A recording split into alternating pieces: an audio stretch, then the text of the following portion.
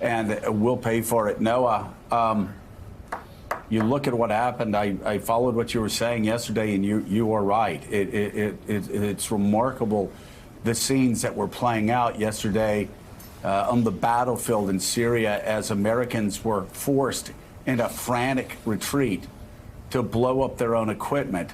And if you're Vladimir Putin, you don't read the Mueller report to see if there's collusion.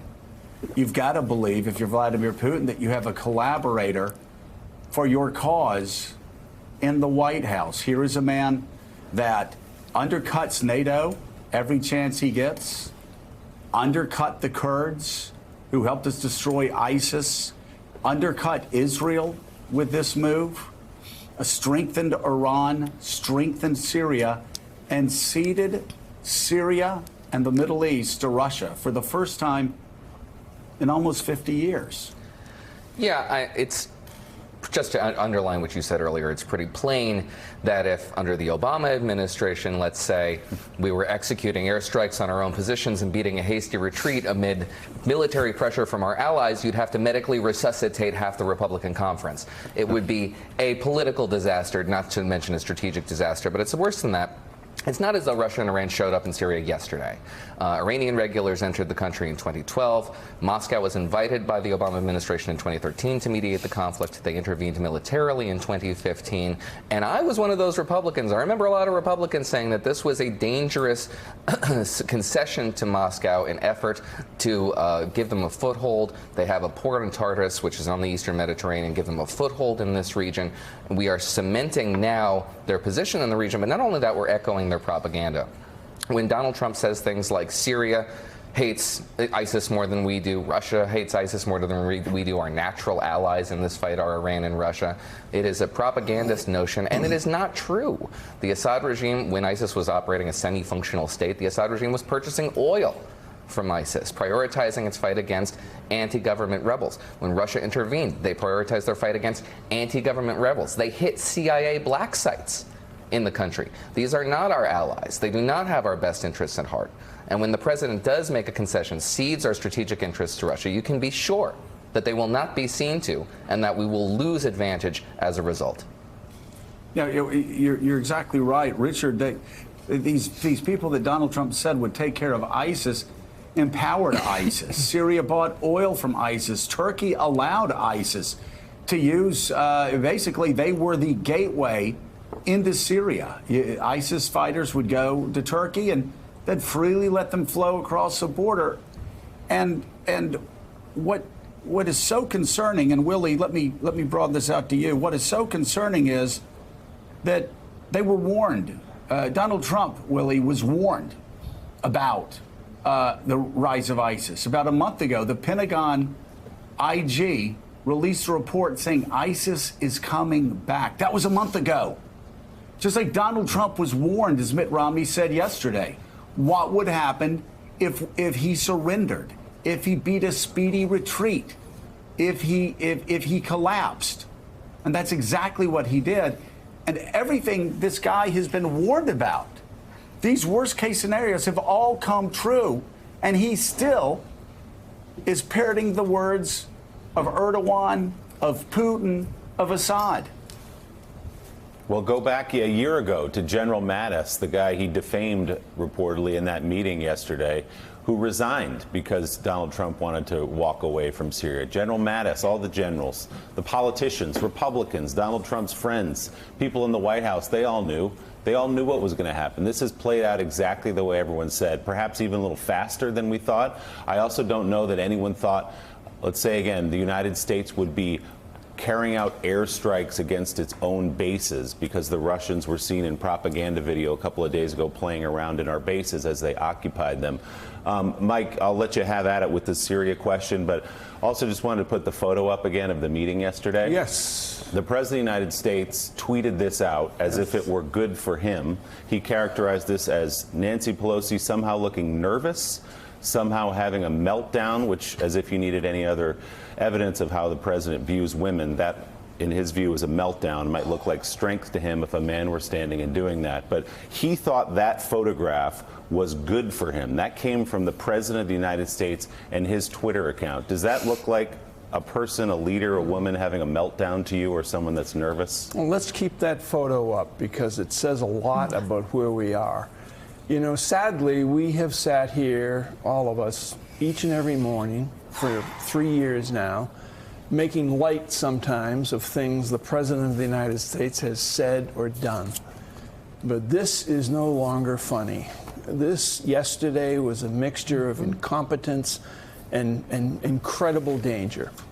The person sitting to President Trump's right is the newly installed chairman of the Joint Chiefs of Staff, Mark Milley. There he is. He's been on the job for about 2 weeks, succeeding General Joe Dunford, who was the chairman of the Joint Chiefs of Staff, who was one of the real last barriers that was that President Trump would bump into when he was about to do something crazy. Yesterday, the President of the United States, in attacking General Jim Mattis, said this about Mattis in terms of ISIS. Mattis, this is a quote, Mattis said it would take 2 years to defeat ISIS. I captured them in 1 month. Put yourself in Mark Milley's place there. I captured them in 1 month. I captured them. The President of the United States saying that, Richard.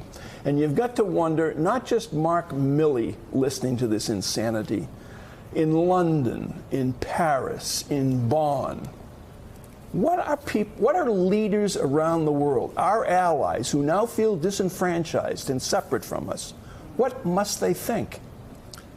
What they think is painfully clear. This is not the United States they thought they knew. This is an unrecognizable country, and for them, it's hard to exaggerate how dangerous it is, Mike, because this is the country they have essentially placed their security in our hands. And you know, you have things like that. I defeated ISIS, the personalization of it, but also you don't defeat ISIS once and for all. We're going to find out in a very painful way ISIS was not defeated. They're coming back. You read that letter, the letter that the president sent to his Turkish counterpart. No head of government or state sends letters like that.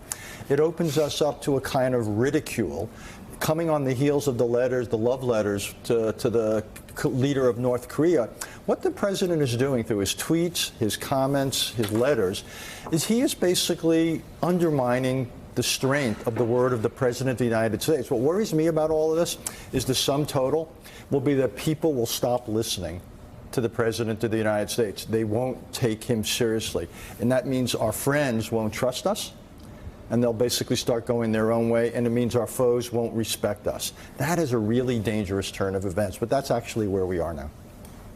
Well, and Michael Steele, not only, you know, world leaders have to be concerned, but Americans have to be concerned. Yeah. And let me say this again, Sabotage. Republicans, those of us who spent decades carrying a Constitution around in our pocket, those of us who warned against runaway executive power, those of us who warned about using presidential declarations too much, executive orders too much. Think about this. The president talked about, I beat ISIS in a month. The same president who said, when I took over the United States, the same president who said, when I took over the military, the same president who said, Article 2 of the Constitution allows me to do whatever I want. Yeah. Republicans, Michael, they are our friends in that party. They know he's not well emotionally. They know he's not well mentally. They know that. But put that aside. They also know that this is a man with illiberal instincts, with anti-democratic impulses, who really does believe that his power is unlimited. It is an anathema to everything we stand for, and he undermines Madisonian safeguards every single day. So, Joe, this is what the handiwork of a stable genius looks like. And for individuals who have supported Trump's behavior, his outbursts, his illiberal instincts, it's now coming home for them. To listen to folks like Lindsey Graham and others bemoan this decision, having thought beforehand their proximity to the president would be the soothing balm that Trump would listen to them, now find themselves on the outs. What did the president say about Lindsey Graham yesterday in his remark? Lindsey Graham should stick to judiciary. He should stick to doing the work of the Senate. Let me handle this because I know better. And at some point, this becomes more personal for all of us.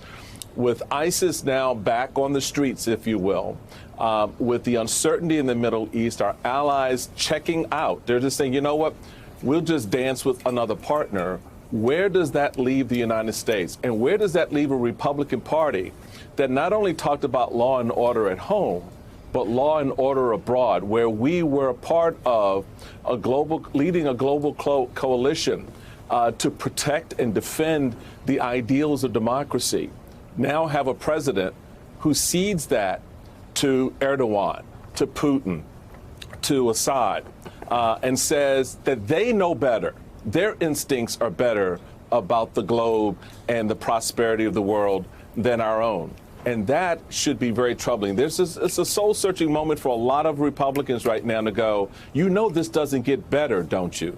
You realize there is no good coming after this because this is now on your watch. This is on your hands because you stood next to the stable genius who knew better than all of us. And here we are in one hell of a mess. You know, Willie, there was a time that Lindsey actually agreed with our assessment on Donald Trump. Of course, in 2016, before Donald Trump won the Republican nomination, Lindsey said this: Donald Trump is not a conservative Republican. Donald Trump is an opportunist. He is not fit to be president of the United States.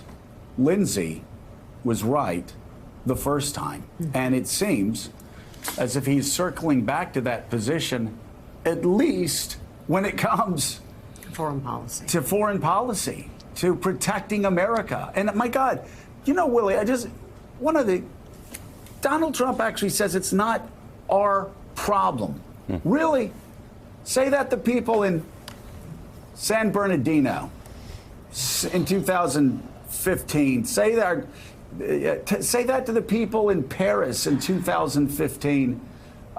Say that to all those who, outside of the Middle East, who died at the hands of ISIS, and ask them if this is something where we can let Turkey worry about it. We can let Putin worry about our safety and the safety of our families. I don't think most Americans would buy into Donald Trump's theory of that on that case. You know, after Joe, the president said that yesterday, Congresswoman Liz Cheney, who has been with the president on most things, actually said to him, the 9/11 hijackers came from 7,000 miles away. When he said something to the effect of, these people are 3,000 miles away, let them settle their own problems, she stopped him and said the 9/11 hijackers were from Saudi Arabia. They were from much farther away than that.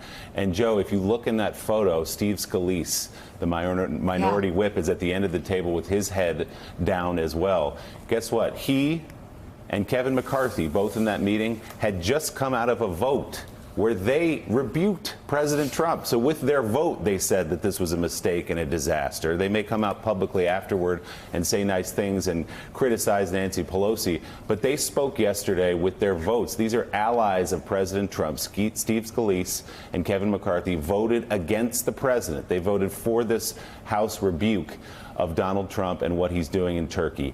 Everyone knows that this was a mistake. Everyone in that room, everyone at that table knows, and in his heart, Donald Trump knows, and he's trying to talk his way out of it with things that he's making up off the top of his head. So let's go to break.